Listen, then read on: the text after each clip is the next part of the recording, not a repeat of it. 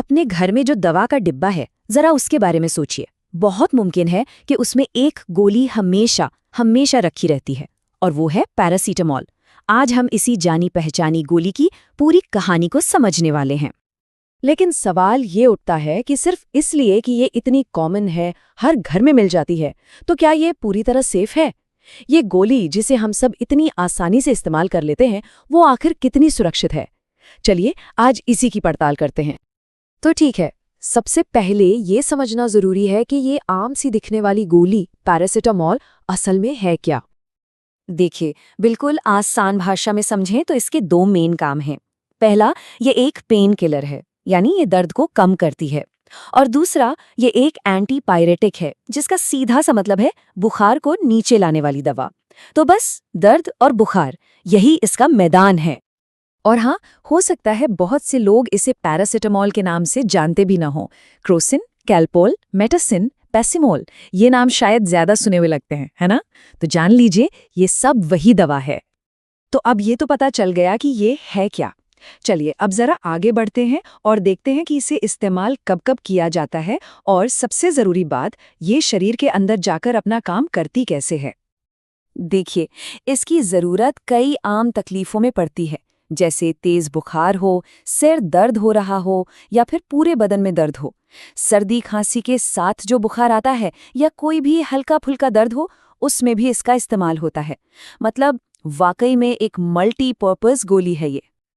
अब आते हैं सबसे दिलचस्प पार्ट पर कि ये काम कैसे करती है। इसके दो आसान स्टेप्स हैं। स्टेप 1, ये हमारे दिमाग तक जाने वाले दर्द के सिग्नल को, यानी पेन सिग्नल्स को धीमा कर देती है। नतीजा, दर्द का एहसास कम हो जाता है।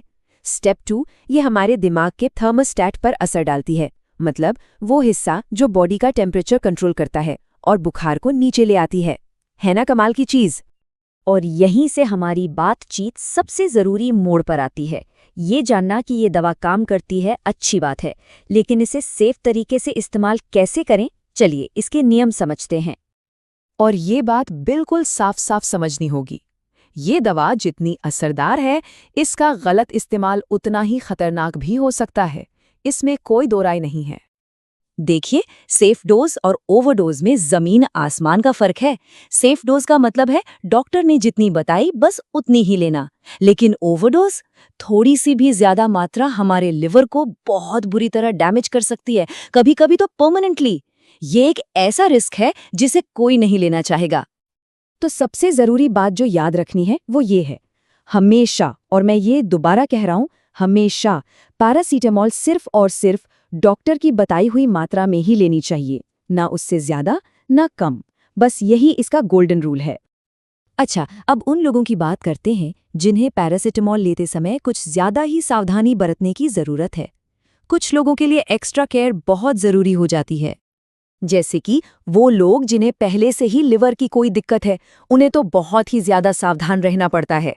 यही बात उन पर भी लागू होती है जो रेगुलरली शराब पीते हैं, क्योंकि ये कॉम्बिनेशन लिवर पर डबल प्रेशर डालता है। और हाँ, प्रेग्नेंट या ब्रेस्ट फीडिंग महिलाओं के लिए तो ये एक सख्त नियम है, डॉक्टर से पूछे बिना एक गोली भी नहीं।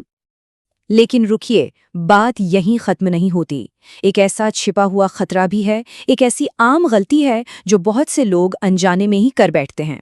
जरा सोचकर देखिए, जब सर्दी या फ्लू होता है तो उसकी एक अलग दवा ली जाती है ना? लेकिन क्या कभी उस दवा का पैकेट पलटकर उसके इंग्रेडिएंट्स चेक किए? क्या पता उसमें भी पैरासिटामॉल हो? और प्रॉब्लम यहीं से शुरू होती है।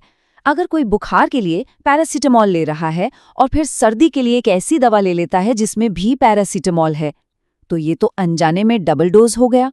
इसी को कहते हैं एक्सीडेंटल ओवरडोज, और इससे लिवर को वही खतरनाक नुकसान पहुंच सकता है जिसके बारे में हमने अभी बात की। तो चलिए अब तक की सारी बातों को फटाफट समेट लेते हैं। सबसे जरूरी सबक ये है कि इस दवा का इस्तेमाल हमेशा अक्लमंदी से करना चाहिए। बस ये 4 बातें गांठ बांध लीजिए।